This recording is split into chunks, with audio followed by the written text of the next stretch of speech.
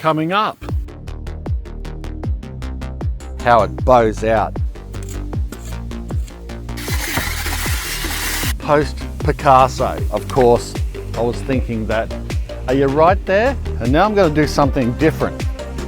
People often ask me, Mark, how do you know what a good soil is? Oh my goodness, I guess it'll do the job. G'day, I'm Mark from Self-Sufficient Me, and DIY obviously is not my strong point, but that doesn't stop me from doing it myself. D-I-M, dim. Maybe I am. Being dim has its advantages. For example, I don't remember all the bad and negative feedback I get in the comment section below the video. That's a good thing. And DIM, doing it myself, saves money, time and effort. Well, maybe not in this case. In this video, I'm going to show you some of the problems you should look out for when building raised garden beds, and some of the clever fixes I've been doing to keep these long raised garden beds going. Also, what I've been doing to turn this existing soil that's been depleted a bit from a heap of weeds into a magnificent growing medium that will, I'm sure, turn into a bumper crop. And then we'll finish up with sowing and planting out some beautiful edibles that are appropriate for this time of year. So let's get into it.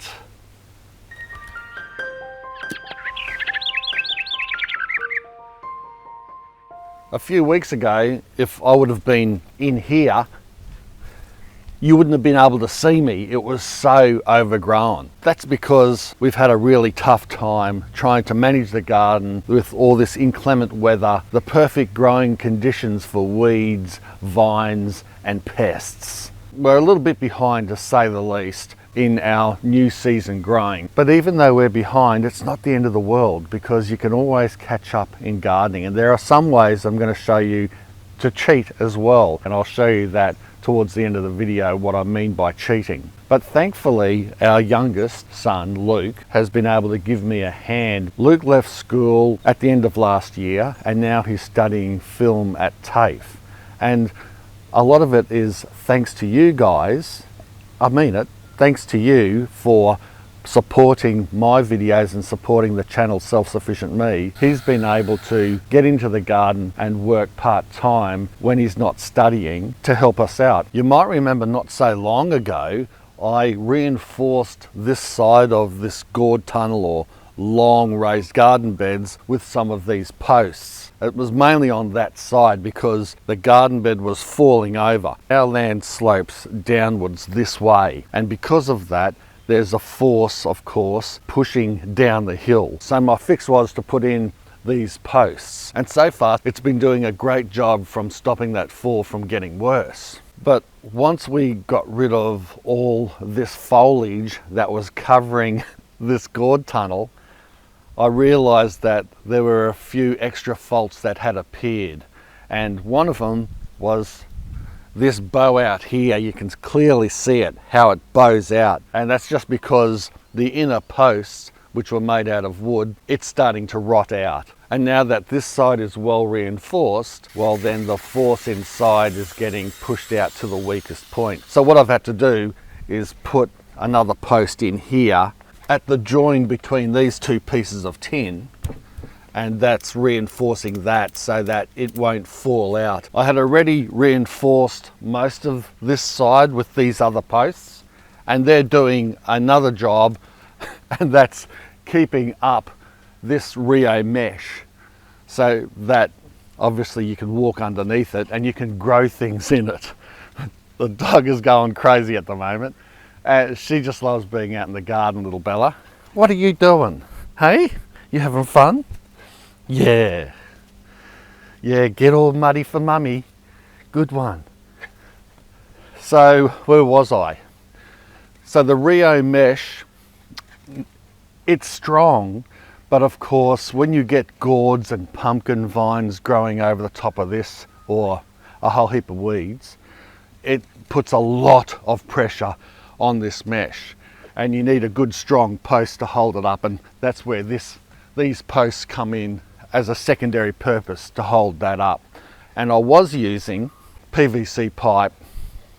It didn't look as good either. I think black sort of blends into the garden and you don't see it as much, although these posts do stand out. What can you do? The other thing that was obvious was this corner here. I've fixed it up now. Some of you might think it's not a fix. The inner post was failing, all the screws had pulled out, and you had this wide gap here. So if you poured any more soil or compost in here, it'd just keep coming out.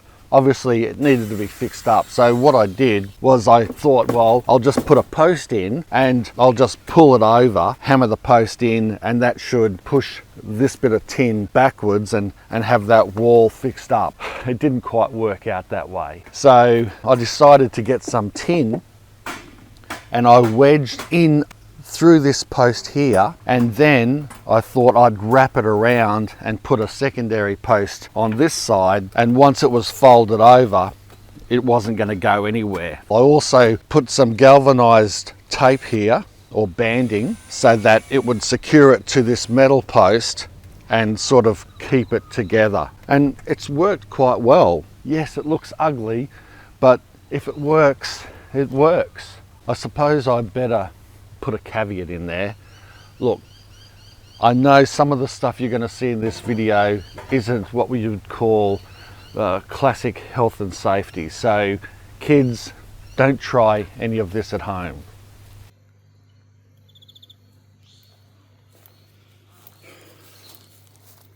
That's a bit precarious. Then of course I had the same problem as the other side, and that was the bed starting to cave or fall towards this way, and it was mainly starting to bow out through the middle of these sections where you've got the steel or galvanized steel holding in all that soil. So the logical thing to do was to reinforce it with some posts, and that's exactly what I did all the way along. Check out this post here, look at that. I deliberately put this in wrong as a test for you guys. I call this post my post Picasso because it's on a really lovely lean. What a great angle. Anyway, hopefully it'll stay in place and it will stop this bed from bulging out anymore. But I do have to say, I have gained a little bit of extra ground in both of these beds than what it was originally. Originally it was only about 2 feet wide, but because the beds were falling apart, I've got all this extra growing space. I ended up putting a post in at every middle section of the sheeting, even if it wasn't bowing out, like this one here wasn't bowing out too much. But of course, I was thinking that, are you right there? She's got a great vertical leap. I was thinking that it will eventually start to bow out anyway, and I probably will have to put posts like I did here on the other side. Even though the hill's pushing everything that way, it'll have to go on the other side anyway, because just natural pressure will start to push it back that way as you add more compost and soil and everything in there. So no doubt I'll be using another half a dozen more posts. Now let's move on to how I refurbish the soil in these raised garden beds so that we can pump it up and grow some magnificent crops over the next couple of months. Are you right? Are you enjoying yourself?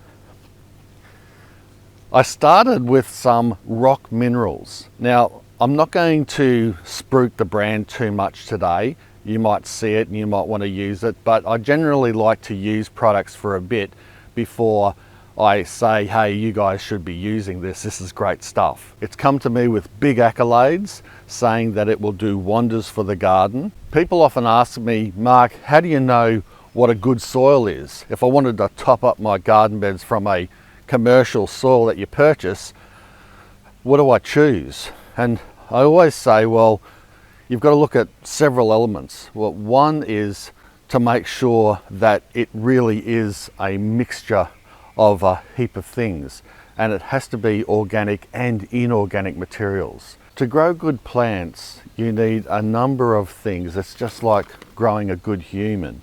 You just can't eat all of one thing. You need a mixture of things to be able to get the vitamins and minerals that your body needs. You might not need a whole heap of these vitamins and minerals. You might just need a little bit every now and again. And if you don't get that little bit, that can turn out to be a big problem down the track. It's the same for plants. So, for example, most of the citrus that we grow here wouldn't naturally be growing in this area. And because of that, it might not get the trace elements and the minerals that it requires naturally that it would in its normal environment. And that's why we end up not just fertilizing the trees or the plants with general fertilizer, we also add trace elements and minerals so that it can get those micronutrients to give it that edge, and that edge might be enough to sustain it and protect it against unwanted pests attack and those types of things and diseases. It can boost the immune system, it can help plants absorb other nutrients, and it can help plants utilize nutrients better. A good mix of soil has things like rocks in it, might be crushed bluestone and granite, those types of things, very small. It doesn't have to be big boulders in your soil. And it also has organic materials, bark and compost and broken down things and other bits of organic matter that aren't quite broken down, that are breaking down at the time, and that attracts microbes and animals in your soil like worms that improve your soil even more. Charcoal through it, which is another thing that helps your plants thrive and adds value to the soil. So I was thinking, well, let's give some commercial rock minerals. Rock dust is another thing that people have been calling it online. Sprinkle that around. I will let you know if I think that adding those rock minerals to the soil here has made a significant difference or not, and then we'll talk about that in future videos. I also added some cow manure to the bed, and that's going to give it that extra fertilizer boost. I think altogether that should really give it a great base. And the last thing I did, of course, was mulch. Here we go there. And you might notice that it's quite dark, and that's because it is almost composted down in places. Because of all this extra wet weather, I was quite surprised at how fast the sugarcane bales have been breaking down, especially the ones on the bottom. And even though they were on tin and not touching the ground, they still attracted a whole heap of worms and other animals and critters. We even had termites in there. And look, I know people get worried about termites in their garden, but most of the wood in these raised garden beds now have been eaten out. So it's only the steel, and termites don't eat steel sheeting. So I think I'm pretty safe putting termites in our garden beds. This is actually doing two things. It's adding nutrients to the garden and water holding capacity and all those beautiful things that compost does. Plus it's mulching the garden and protecting that topsoil, especially after laying those rock minerals down and watering them in. You don't want them to start crusting up on the surface, especially when you're planting in seedlings or sowing seeds. You want that top few inches to retain a bit of moisture so that your plants can get off to a good start, especially as they're germinating. I suppose a lot of people, maybe yourself, would be thinking, Mark, why didn't you just put in some birdies beds? You know, some good steel, long raised garden beds, similar to the ones that I've got up there in our herb garden just outside our back door. They're big, long beds. They're purpose built for this. They don't need wood to reinforce it. They won't fall over or fall apart. They're easy to put together. Would have saved me a whole heap of time and probably a heap of money as well, to be honest. You could have 3 or so of those longer raised garden beds down each side, and you could still have the gourd tunnel like this over the top, and it probably would have been much neater, easier to put together, and better in the long term, a whole heap of less maintenance. As a matter of fact, they're on sale at the moment. My mate Kevin from Epic Gardening, you know Kevin, don't you? I mean, who wouldn't? His online store is selling Birdie's garden beds that are made here in Australia. He's selling them in the States at the moment, on sale. You buy 4 beds, you get that 4th one free. So that's a pretty good sale, and like it keeps multiplying. If you wanted to buy 8 beds, for example, then you get 2 of them for free. So it's buy 3, the next one's free. So that's a pretty good deal. And I believe his store, over the sale period, which starts now and goes to the 27th of May, which is Memorial Day over in the States, it goes for that fortnight. Some of the other items are up to 50% off. So follow my code down below, or my links to the store, and you'll be able to benefit from that partnership that I have with Kevin, that I've worked out with him. You'll also get those freebies and that extra discount, plus my 5% off that you get from using my code. So take full advantage of that. If you're thinking about buying some garden products or some raised garden beds, particularly the Birdie's beds, which are my hands down favourite, I'll put all the details below in the description, and also I'll pin a comment in the comment section so that you can follow. The next stage now is we'll go planting out and have a bit of fun. So what I've done is I've got some salad crops and other crops that grow well at this time of year, but like I said before, I'm also cheating. And what I mean by that is, it's a really clear example. These beans here, they've already sprouted their seedlings. I've cheated by buying them from the store already at this height, rather than sowing the seed, because we're in May now, and May is not a good time to sow bean seed. It's just getting too cold for it to germinate. But if you had sowed them in April or before that, leading into winter, the beans will be growing fine. They might start to get a bit of rust and that on them. They suffer a little bit. Mites can get to them in the real cold, but at the same time, they should be growing and producing. So because I didn't get in and were able to sow the seed and have the time for them to grow, I'm just going to plant the plants like this, and I'm sure they'll grow very well for us. I've got some lettuce as well. That can be planted any time through our winter or colder parts of the year, so that's fine. And I've also got some tomatoes, which is the same as the beans really, although I do get tomatoes to germinate pretty much all through winter, as long as they're in a really good sunny spot, particularly in a raised bed that can warm up a little bit more. However, it's just nice to be able to get a start on your tomatoes. If you haven't planted them out already, there's no shame in buying them already done and sprouted from the store. And I'm going to sow 2 things.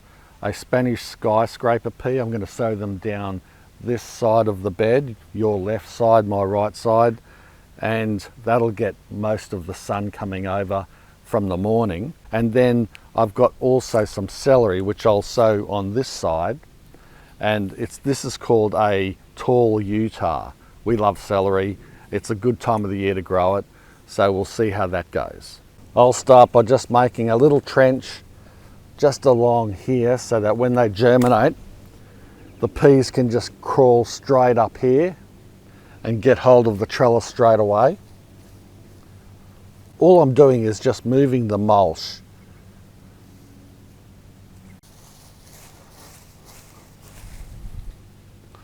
There we go.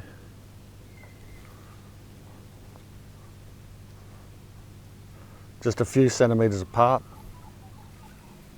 I just lay them out first, and then I will just poke them under and woozle the soil over. I lay them out first so that I can just see that I've got them evenly spaced. They don't have to be exactly the same space apart.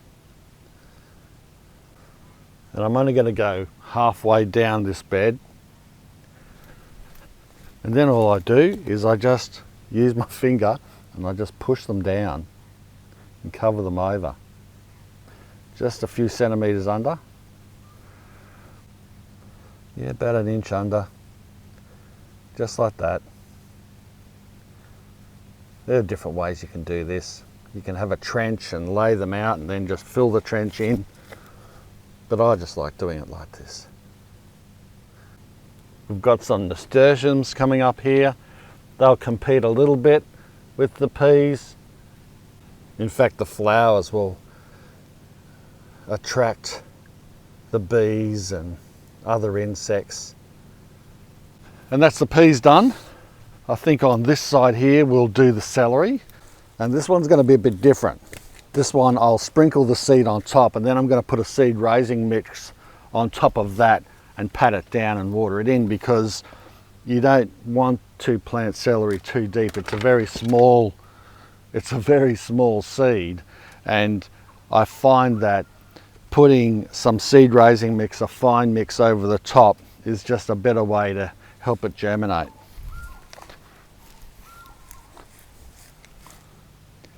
And now all I'm going to do is pinch these seeds, and then just backwards and forwards, dropping them in and go down. And I'm going to do this twice for the 2 packets.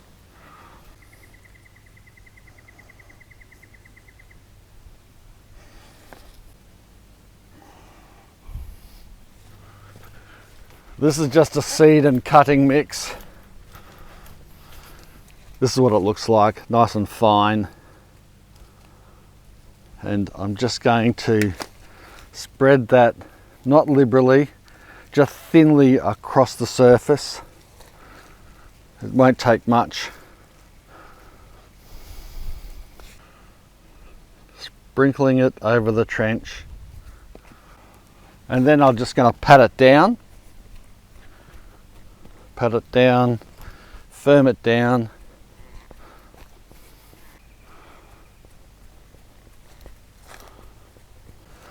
Oh, this is good fun. Getting the hands dirty. And then I'll water that in once I've finished planting out all these other plants. I think I'll plant out the dwarf beans down that other end. These are a French bean. You can see they're bought from that Diggers, the acclaimed Diggers Club. I'm not a member of it, but they always seem to have good heirloom seedlings. We'll put them along here. And I've got a couple of punnets of these Italian Romano that I've never tried before. Sort of like a fatter looking, flatter bean. And we'll put them alongside them. I don't muck around too much when I'm transplanting. I just make sure that I don't, if I've got 2 plants like this, 2 seedlings joined together in the one small punnet, I just rip them apart like that and try to keep as much of the root ball for each. You don't want just nothing. And then I'll plant them a little deeper than usual. Hopefully it won't rot up the stem, but and then mulch around them. That's about it. I just part the soil and poke it in. I don't even need to show you that. I've probably done that plenty of times on the channel. I'll make them about 6 inches apart, if that. And then we'll give them a good water in. These will only grow up to about here at maximum.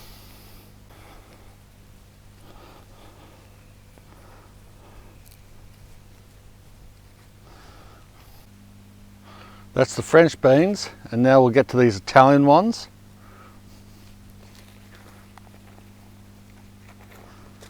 Break them up, there's 4 or 5 in here.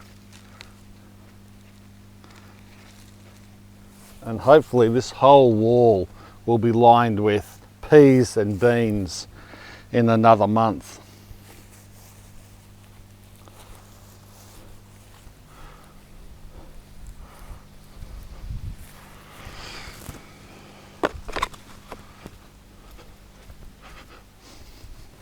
And now I'm going to do something different. I only just thought of this then, but I'm going to utilize these posts down the middle to grow these tomato plants up. And hopefully those black posts will give it some warmth at this time of year.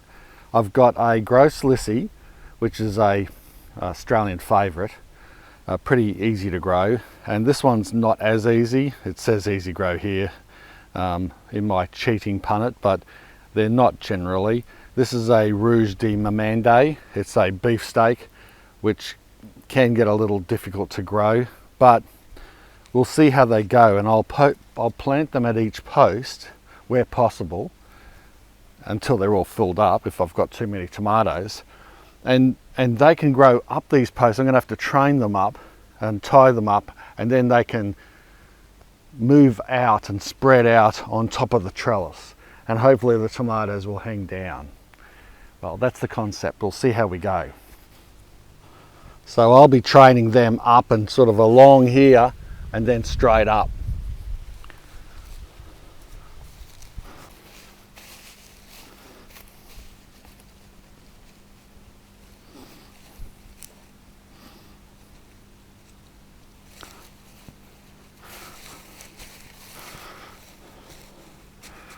We'll see how it grows on Picasso.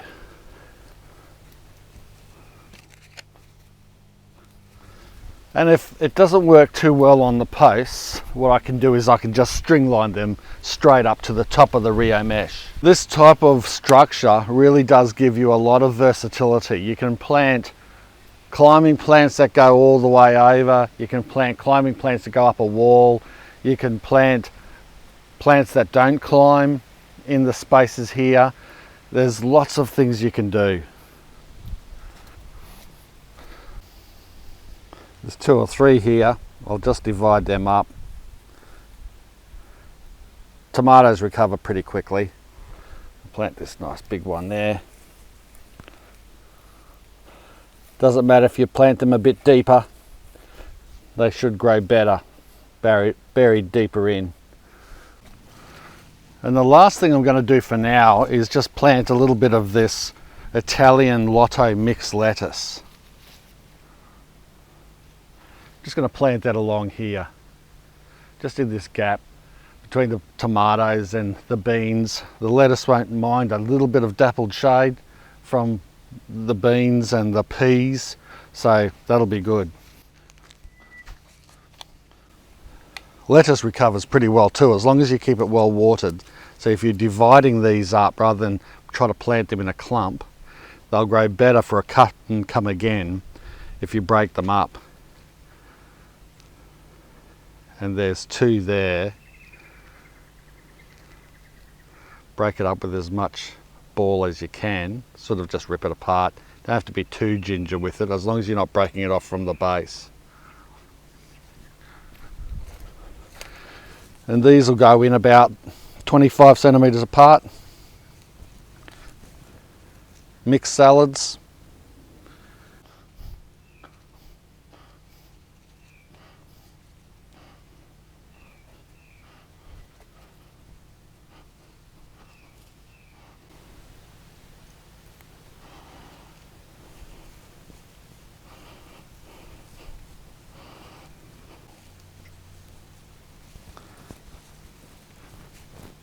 But now it's just a matter of watering in. Give it a good watering in, settling the roots in. If the rain keeps up, it won't be necessary to come out every day. And because it's winter, you get less evaporation anyway.